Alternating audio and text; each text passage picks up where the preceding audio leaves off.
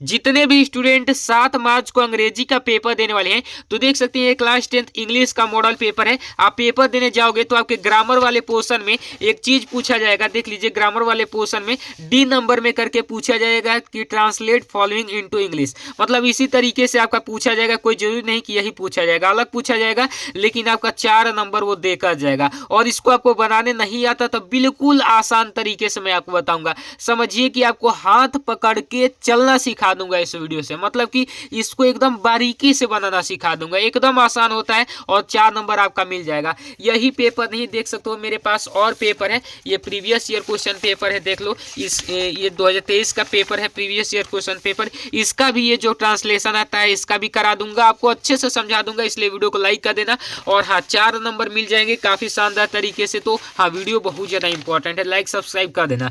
चलो मैं सबसे पहले क्या करा देता हूँ, हाँ भाई इस वाले का करा देता हूँ, देन उसके बाद हम उस पेपर का करा देते हैं। तो देखो भाई, बोर्ड एग्जाम के कॉपी पर आपको कैसे लिखना है सब चीज मैं आपको बता देता हूं। तो सबसे पहले देख लो, आपको यहाँ पर ब्लैक पेन लेके और जिस भी क्वेश्चन नंबर में पूछा गया है सबसे पहले वो बना देना। देखो ग्रामर वाले पोर्शन में यहाँ पर चौथा कड्डी में पूछा गया ना, तो इस प्रकार से लिखना। कैसे लिखना, देखो यहाँ पर लिखना आंसर नंबर, ठीक है ना, इसी प्रकार से लिखना आंसर नंबर। आंसर नंबर चौथे का कौन सा वाला था भाई, तो डी वाला था, तो डी ऐसे लिख देना, ठीक है, इस प्रकार से। अब देखो यहाँ पर क्या कह रहा था, ट्रांसलेट इनटू इंग्लिश। तो देखो यहाँ पर एक हेडिंग बनाना, यहाँ से लिख देना कि ट्रांसलेट इनटू इंग्लिश, ठीक है, इंग्लिश, ठीक इस प्रकार से देख लो, ट्रांसलेट इनटू इंग्लिश कर देना काफी शानदार तरीके से। अब देखो, अब आपको बताता हूं कि कैसे आपको ट्रांसलेट करना है। तो देख लो ये पेपर है, तो सबसे पहले यहाँ पर ध्यान से देखोगे तो कह रहा है कि कल सुबह मैं पुस्तकालय जाना चाहता था। मतलब कि देखो ये कैसा, लेकिन पास्ट की तरह ये बात कर रहा है, ठीक है ना। उसके बाद देखो उसी समय मेरा एक मित्र, देखो कह रहा है कि कल सुबह मैं पुस्तकालय जाना चाहता था, उसी समय मेरा एक मित्र मुझसे मिलने आ गया। मतलब कि उसी समय उसका एक मित्र मिलने आ जाता है, हम शाम तक साथ रहे। मित्र से मिलकर मैं खुश था, किंतु पुस्तकालय न जाने के कारण दुखी भी हुआ। तो देखो यहाँ पर एक पहले ये वाला पकड़ो, ये मैं दिया है ना, तो इसको पकड़ लो। इसको पकड़ोगे तो मैं का इंग्लिश क्या हो जाएगा भाई, तो ये हो जाएगा आई, ठीक है। अब देखो उसके बाद इस वाले को पकड़ो, ये वाला चाहता था का क्या हो जाएगा भाई, चाहता था आ गया ना, तो था आ गया है तो वांटेड हो जाएगा, ठीक। तो आई यहाँ पर लिख दो वांटेड, ठीक, वांटेड। उसके बाद देखो ध्यान से देखो, उसके बाद यहाँ पर मैं वांटेड हो गया, वांटेड मतलब चाहता था हो गया। उसके बाद अब फिर यहाँ पर जाना का भी तो लिखना होगा, तो यहाँ पर जाना का हो जाएगा टू गो,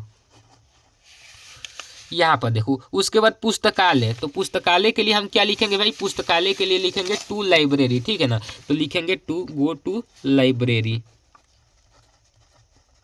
इतना समझ में आया। उसके बाद फुल स्टॉप लगा दो, I wanted to go to library.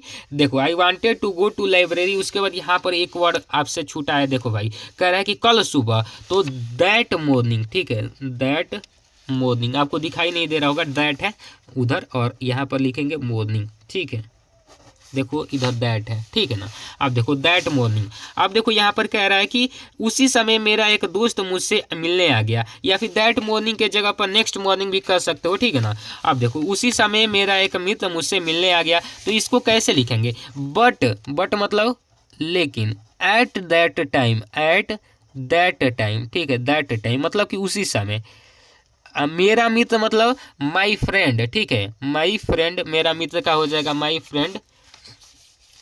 यहाँ पर लिख देता हूँ माई फ्रेंड मिलने आ गया, मिलने आ गया मतलब केम टू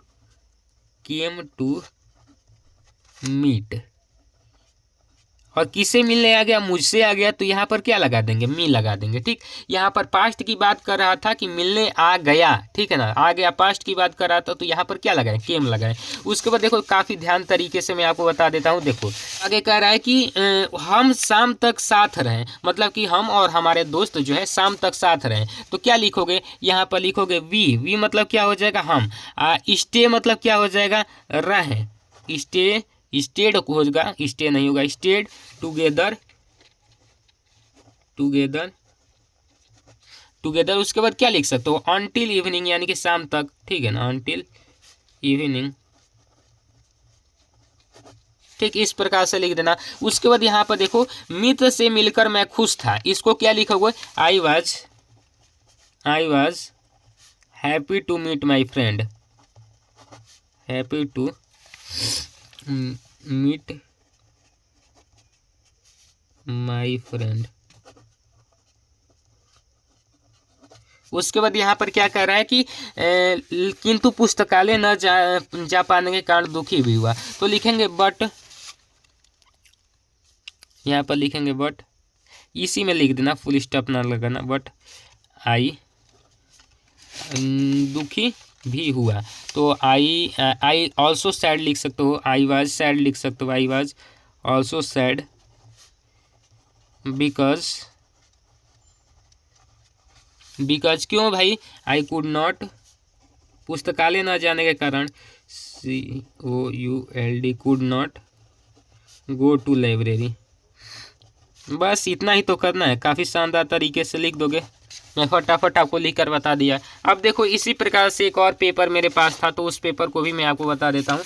देख लो यहाँ पर, इसमें भी पूछा गया translate into following in English. तो देखो कैसे इसको ट्रांसलेट करना है। देखो कह रहा है कि वर्षा ऋतु सभी ऋतुओं में अच्छी होती है, तो कैसे लिखेंगे मेरे भाई, आंसर वगैरह लिख देना। लिखना कि रैनी सीजन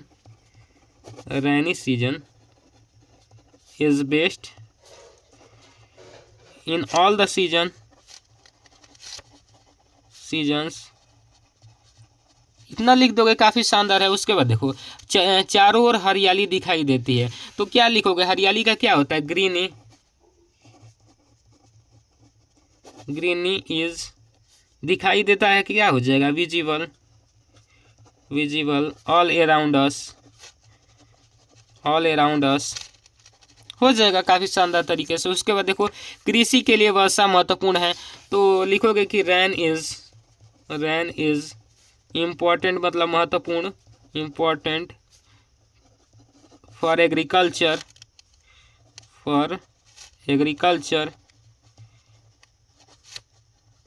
ठीक, यहाँ पर फुल स्टॉप लगा दोगे। उसके बाद वर्षा और वन एक दूसरे पर निर्भर होते हैं, तो ये भी चीज़ लिख दोगे कि रैन एंड फॉरेस्ट एक दूसरे पर निर्भर होते हैं। उसका मतलब क्या हो जाएगा, डिपेंड मतलब निर्भर होना, ईच अदर। बस कंप्लीट हो गया। तो इसी प्रकार से आपको बिल्कुल 4 नंबर आराम के दिए जाते हैं, मतलब थोड़ा सा मेहनत करो 4 नंबर लेकर जाओ, थोड़ा सा मेहनत करो 4 नंबर लेकर जाओ, मतलब एक ही लिखना होता है भाई, 4 नंबर आराम से मिल जाते हैं। तो काफ़ी बेहतरीन तरीके से मैं आपको लिखना सिखा दिया। अगर आप कमेंट करोगे तो इस पर भी मैं वीडियो जल्दी बना दूंगा, एक्टिव वॉइस, पैसिव वॉइस, सारी चीज़ों का बना दूंगा। तो मिलता है अगली वीडियो में, तब तक के लिए जय हिंद, वंदे मातरम।